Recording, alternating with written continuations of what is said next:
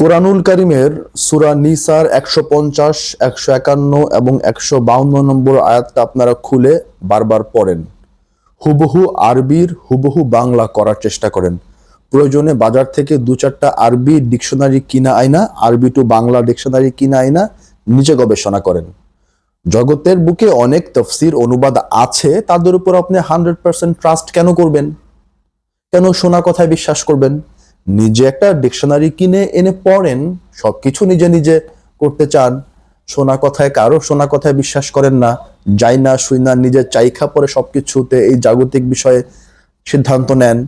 So এই তফসিরগুলা যে করেছেন, তো ওখানে 100% বিশ্বাস কেন করেন? নিজে একটু ঘাটাঘাটি করেন না, ২-৪টা ডিকশনারি কিনাই না, দেখেন যে আল্লাহ পাক সূরা নিসার ১৫০, ১৫১ এবং ১৫২ নম্বর আয়াতে বলেছেন, যারা মনে মনে আল্লাহ এবং রাসূলের মাঝে পার্থক্য করার চেষ্টা করে, মনে মনে ইরাদা করে, চিন্তা করে, উলাইকা হুমুল কাফেরুনা হাক্কা, উহারা 100% কাফের। এখন আপনি যদি আল্লাহ এবং রাসূলের মধ্যে পার্থক্য কইরা সাইরা দাড়ি টুপি জোব্বা লাগাইয়া তসবি হাতে নিয়া আল্লাহু আল্লাহু করেন, আর মনে মনে ভাবতেছেন আল্লাহ এবং রাসূল আলাদা, পৃথক, রোজা করতেছেন, নামাজ করতেছেন, হজ করতেছেন, জাকাত দিতেছেন, পশুর গলায় চাকু চালাইয়া কোরবানি করতেছেন, সব ঠিক আছে, লেবাস ঠিক আছে, চেহারা দিয়া নূর চমকাইতেছে, সব ঠিক আছে, কিন্তু অন্তরে ভাবতেছেন আল্লাহ আলাদা, রাসূল আলাদা।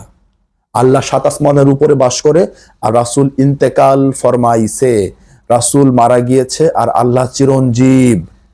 রাসূল আমাদের মতোই মানুষ আর আল্লাহ ৭ আসমানের উপরে আছেন। এই যে আপনি ডিভাইড করতেছেন কোরআনুল কারীমকে, যে আপনি ডেনাই করতেছেন, এবং আমি যে এটা করে যে কাফের হইলাম, তার চিকিৎসা কি হবে, তার জবাবদিহিতা কি হবে, এইটুকু যাদের বিশ্বাস নাই, তাদের আবার কিসের ইবাদত? গাছের গোড়া কেটে তো আর পানি দিয়া লাভ নেই রে বাবা। এই ধরনের বিষয়টা কেন বোঝেন না? কেন বোঝেন না যে গাছের গোড়ায় কাইটা উপরে মনকে মন লিটারকে লিটার পানি ঢাইলে কোনো লাভ নাই? সিম্পল বিষয় তো।